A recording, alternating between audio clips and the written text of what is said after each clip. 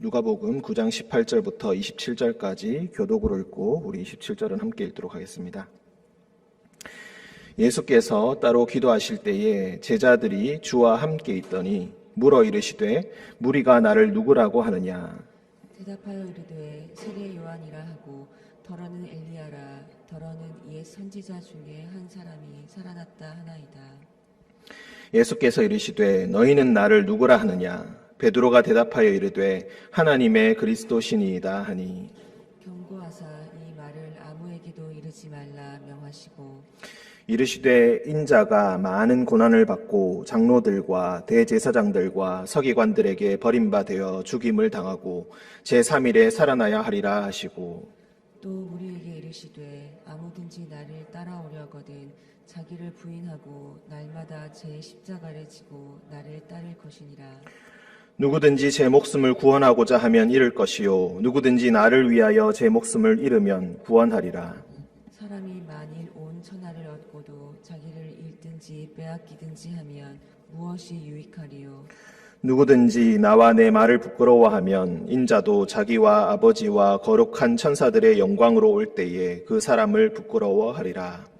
내가 참으로 너희에게 이르노니 여기 서 있는 사람 중에 죽기 전에 하나님의 나라를 볼 자들도 있느니라. 아멘. 기도하겠습니다. 사랑과 은총의 주님, 오늘 새벽 주님 앞에 나오게 하시니 참으로 감사합니다. 우리의 마음을 모두 주님 앞에 토로하며 기도하며 주님으로부터 한 말씀을 듣기 원합니다. 많은 고난과 역경과 어려움 가운데 있는 우리들, 주님 주신 기쁨 외에 기뻐할 것 무엇이 있는가? 주가 나를 사랑하니 기뻐할 것 뿐일세. 우리가 불렀던 이 찬양대로 오늘 그 찬양의 말씀대로 우리에게 이루어지기를 원합니다. 사랑의 주님, 우리 가운데 많은 형제들이 육체의 질병과 마음의 질병으로 고통받고 있습니다. 주님 그들에게 찾아가 주셔서 위로하여 주시고 이 시간이 주님께서 주시는 은혜의 시간이 되게 하여 주옵소서.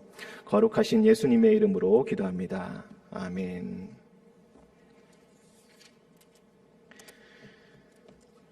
18절 말씀 함께 보겠습니다. 예수께서 따로 기도하실 때에 제자들이 주와 함께 있었다.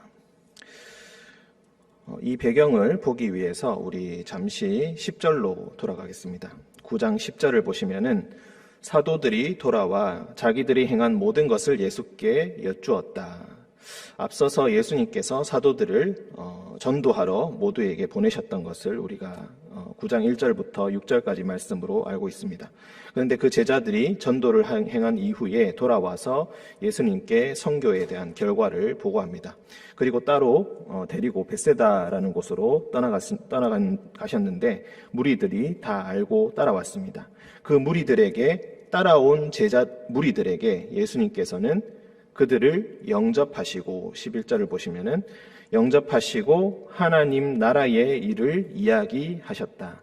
하나님의 나라가 어떤 것인가에 대해서 말씀하셨다. 그리고 병 고칠 자, 병든 자들을 고쳐주셨다. 그리고 12절부터 17절까지 우리가 오병이어 사건이라고 하는 일이 일어나게 됩니다.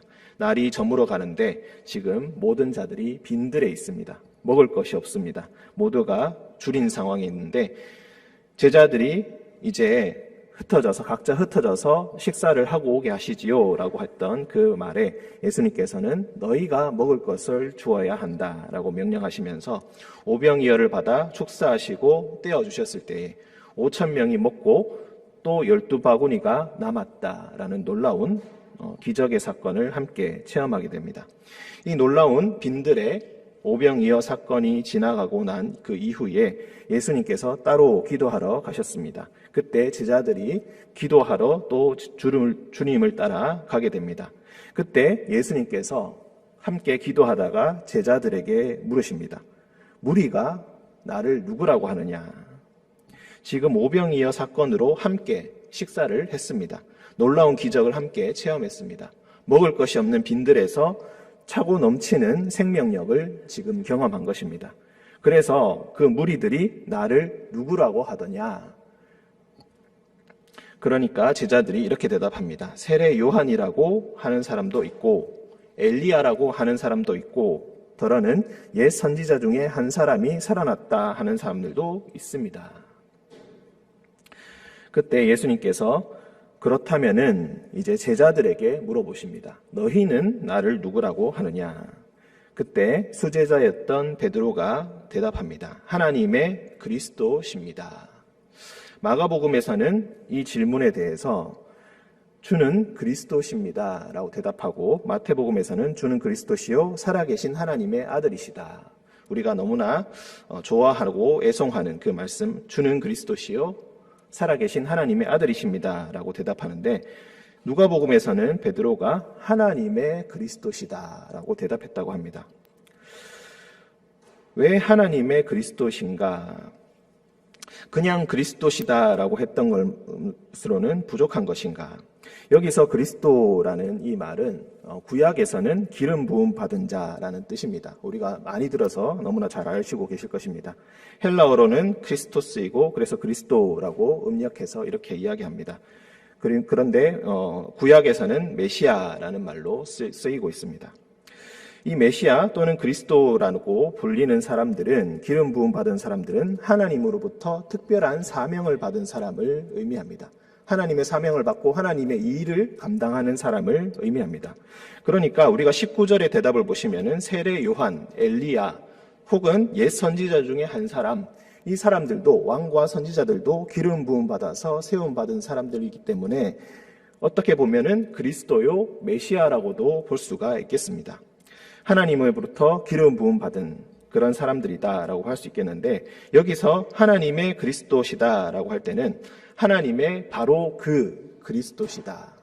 한 분 메시아시다. 누구보다도 중요하시고 누구보다 결정적인 하나님의 일을 감당하시는 분이시다. 하나님 나라가 어떤 것인지 보여주실 수 있는 분이시다. 우리가 앞서 11절에서 하나님 나라의 일을 이야기하고 난 그 이후에 병 고칠 자들을 고쳐주시고 5,000명을 먹이셨다고 했습니다. 여기서 이분이 누구신지 우리가 알 수 있다는 것입니다. 예전에 어떤 위대한 선지자라 하더라도 이런 일을 한 사람은 아무도 없었습니다. 하나님 나라의 생명력을 이토록 놀랍게 보여주실 수 있는 분은 아무도 없었다는 것입니다. 이제서야 진짜 그분이 오셨다. 그런데 이 세상에 다른 많은 신들이 있습니다. 세상에 얼마나 많은 우상들이 있습니까? 그런 사람들의 그리스도가 아니시다. 다른 사람들이 예수라는 그 사람이 다른 바알세불의 능력을 받아서 이런 일을 행한다라고 했던 바리새인의 음해를 우리가 기억하고 있습니다.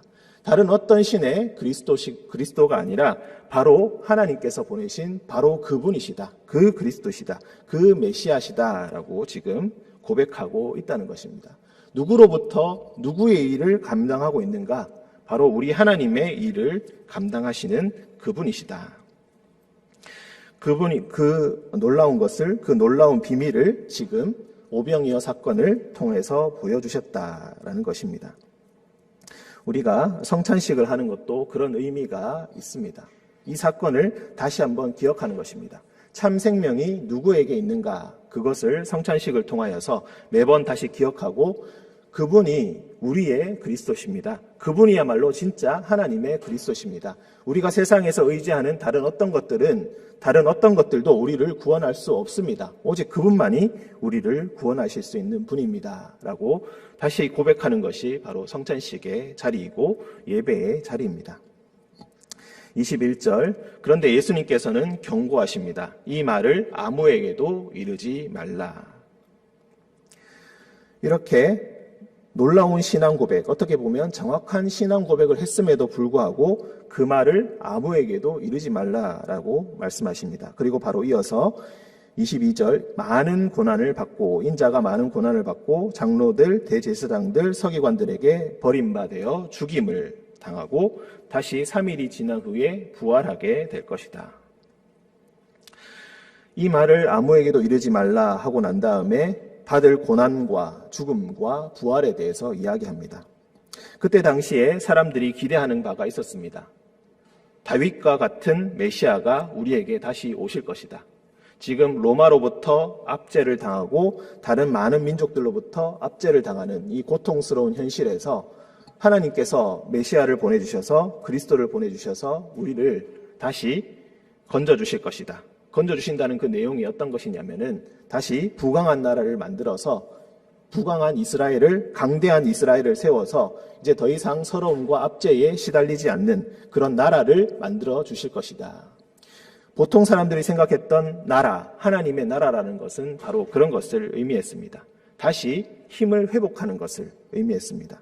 그런데 예수님께서는 만약에 그리스도, 하나님의 그리스도시다라는 고백을 네가 만약 그런 식으로 이해하고 있다면, 그리고 사람들이 그런 식으로 이해하고 있다면은 이것을 말해서는 안 된다.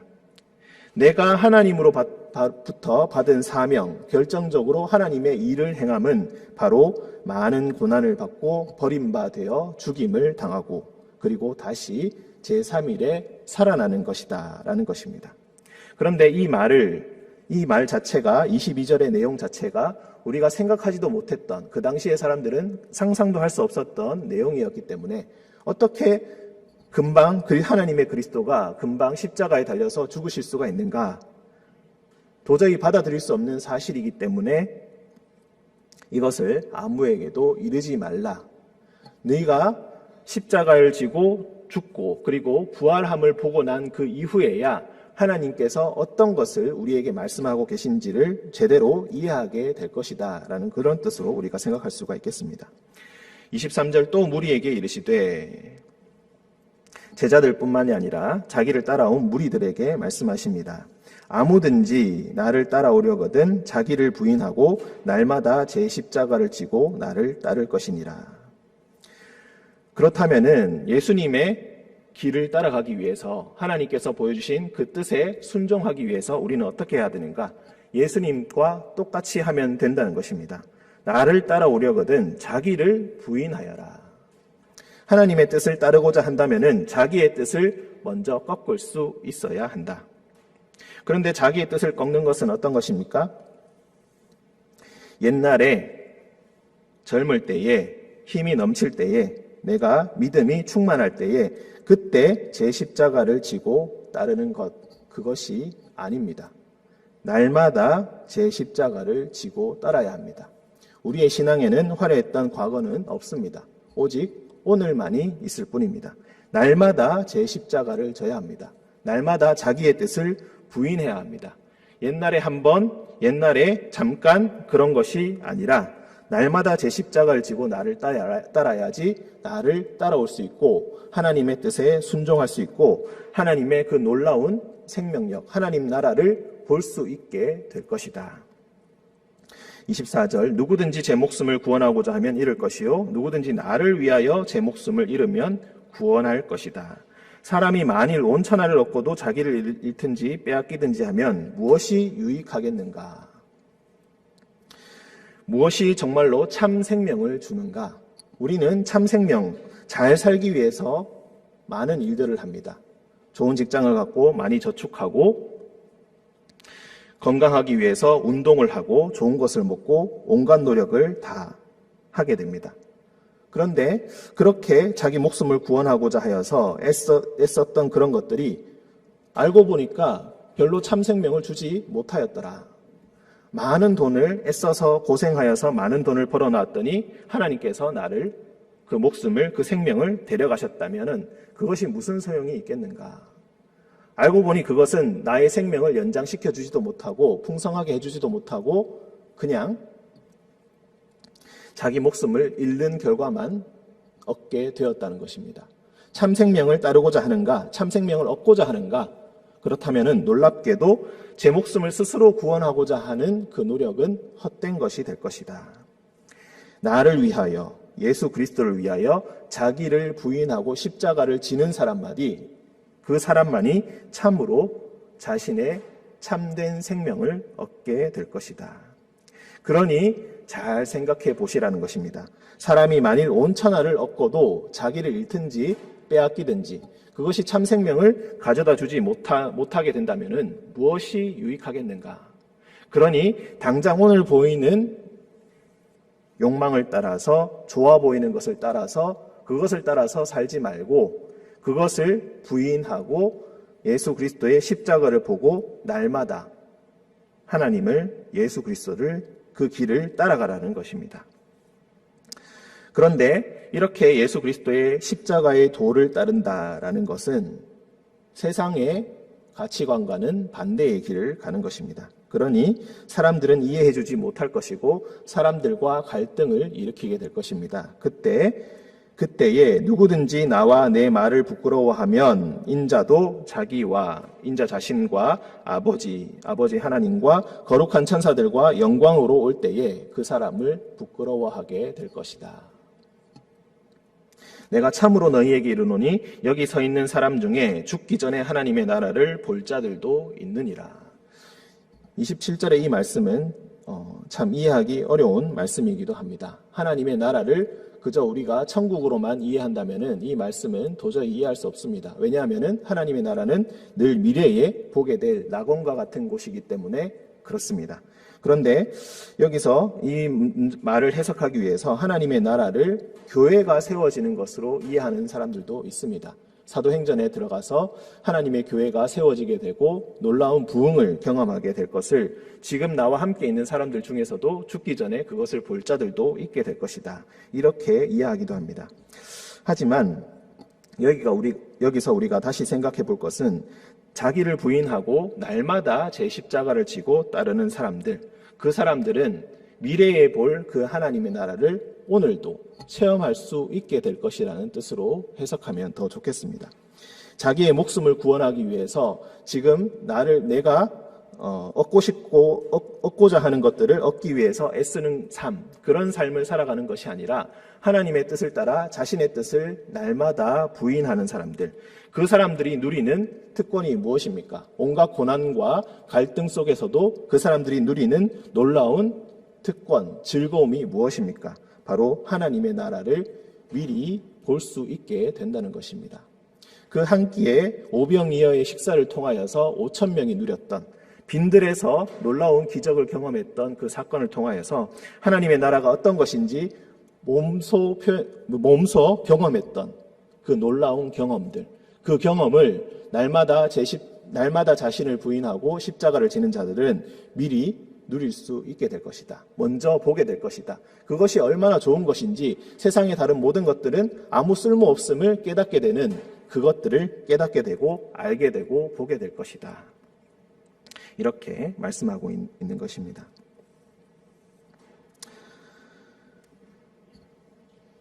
우리의 본능은 우리의 목숨을 얻고자 하고 온 천하를 얻고자 하는 것입니다. 기회만 된다면 우리는 어쩌면 그 길을 따라갈지도 모르겠습니다. 하지만 하나님께서는, 그리고 예수 그리스도께서는 하나님의 나라의 일을 말씀하십니다. 그 나라를 볼 수 있는 자는 누구인가? 지금 참 생명을 얻고자 하는 자는 누구인가? 세상 모든 사람들이 참 생명을 다른 곳에 있다고 하지만은 참 생명은 바로 날마다 자신을 부인하는 십자가의 길에 있다. 이렇게 말씀하고 계십니다. 이 십자가의 도를 따라서 오늘도 승리하시는 여러분 되시기를 주님의 이름으로 간절히 축원드립니다. 함께 기도하겠습니다. 사랑과 은총의 주님, 하나님의 그리스도신 주님, 날마다 자신을 부인하고 십자가를 지라고 하셨던 주님, 우리의 뜻을 꺾기가 얼마나 힘든지, 세상의 욕망을 끊기가 얼마나 힘든지, 하나님의 나라를 보기가 얼마나 힘든지 주님 앞에 나와 회개합니다. 빈들의 오병이어의 기적을 통하여서 참 생명이 어디 있는지 보여주셨던 주님, 오늘 그 생명이 어디 있는지, 참 생명이 어디 있는지 우리가 알고 누리기 원합니다. 하나님 나라를 먼저 보길 원합니다. 주님, 십자가의 도를, 예수 그리스도의 뒤를 따라 온전히 걸을 수 있는 우리가 되게 하여 주옵소서. 우리의 힘으로는 할 수 없사오니 오직 우리 주님을 의지하며 나아가오니 주여 우리와 함께 동행하여 주옵소서. 거룩하신 예수님의 이름으로 기도합니다. 아멘.